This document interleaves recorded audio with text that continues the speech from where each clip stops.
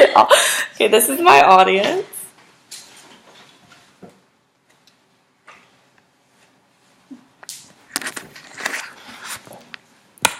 Okay, today I will discuss the monument removal debate in New Orleans. Schools in crisis, murder rates triple the sister cities, potholes that will swallow small cars, and New Orleans finds itself intrigued in the battle over 4 Confederate statues. The New Orleans Confederate monuments have been located around the city for hundreds of years with minimal controversy.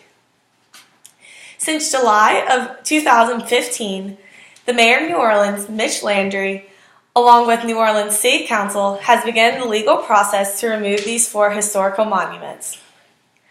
According to Zoli, December 16th, the article Stirring Up in New Orleans, the monuments in question include the statue of Confederate General Robert E. Lee, located in Lee Circle off of St. Charles Avenue, the state and Confederate General and native son, P.G.T. Beauregard, located outside of the city park, the statue of Confederate President Jefferson Davis, located in Mid-City, and the Liberty Place statue, located at the foot of Canal Street. I believe that all but the Liberty Place statue should remain due to its favoritism towards white supremacists. Cool.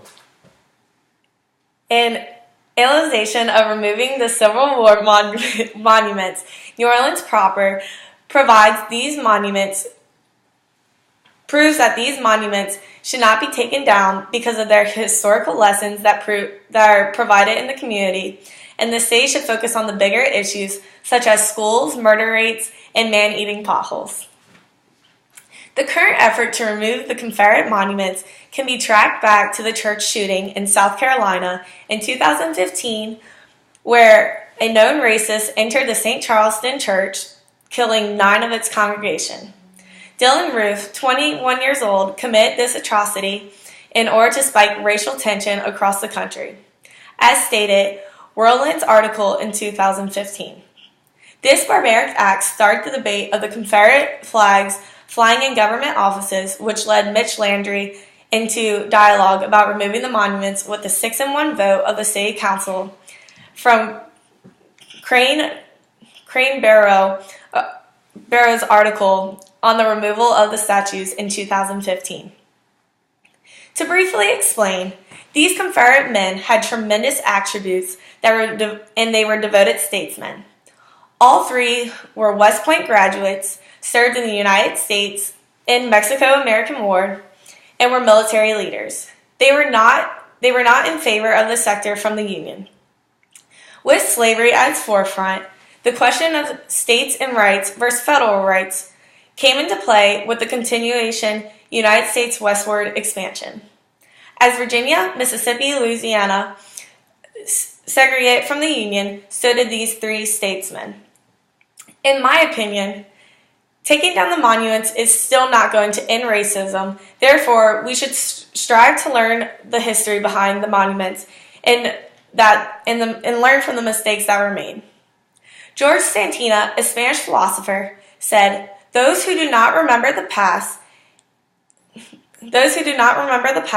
are condemned to repeat it. These statues served as a reminder of one of the darkest times in U.S. history.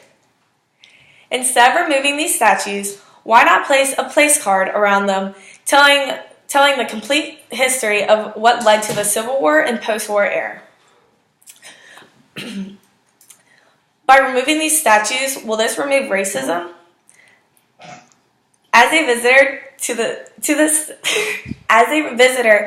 the statues, one can learn about the role each individual played in the Civil War, the battles between the state right and federal right, and the death of slavery in the United States. As a primary argument for the removal of the monuments is that it offends the African American race, as these monuments pay homage to the Confederacy and sparks feelings of the resentment and racism. From this viewpoint, national urban legend, President and former New Orleans Mayor Mark H. Morrell asked the City Council to vote unanimously to remove these Confederate monuments. He understands that these three monuments are one important epidemic in the city, but in his opinion, nothing is more important than the racial recollection. New Orleans' population consists of 60% of African Americans. Half of African American population sees the Confederate flag or monuments as part of Southern heritage, but the other 30% of the population finds it highly offensive as a degradation of their ancestors who were majority slaves, according to Reagan. Furthermore, Morrill states that Confederate monuments are part of history and should be discussed and analyzed in schools and museums. With this in mind, Danius King, former president of the New Orleans branch of the NAACP, reiterated Morrill's segment by stating, contrary to receiving arguments regarding heritage, those monuments were entrenched to honor the people who own other human beings. My question is, where do we stop? George Washington, along with several other former father figures, owned slaves, says Kenneth in American Journal of Studies. According to King's argument, we should remove all statues honoring men who owned slaves. Does this mean we change the name of Washington, D.C. and tear down the Washington monuments because he too was a slave owner? Another example would be the fleur-de-lis, a beloved symbol of Louisiana and, in particular, New Orleans. This symbol is a representation of France, and the French royal line was adopted into its lifestyle and culture of Louisiana, according to Elodie's book in volume 84. But this symbol does have a dark past. It was a symbol that was branded on the shoulder of slaves who attempted to escape. In modern-day history, this symbol is a sign of unity. The fleur-de-lis is embedded throughout the city and its official symbol, according to the Daily Call by Alex Pelfer.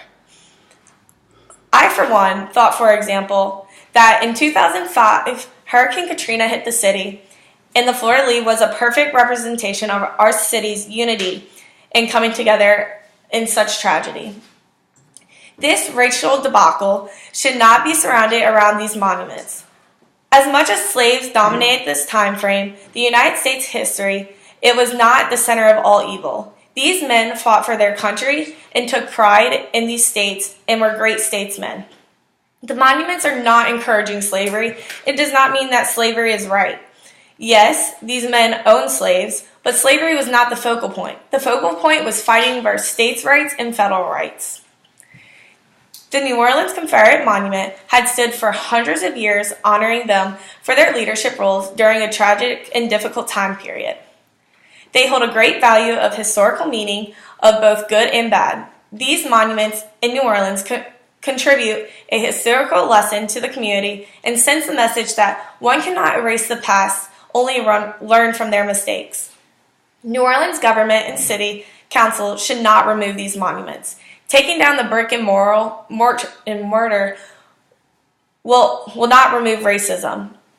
Education and dialogue will help ease our not so glorious past.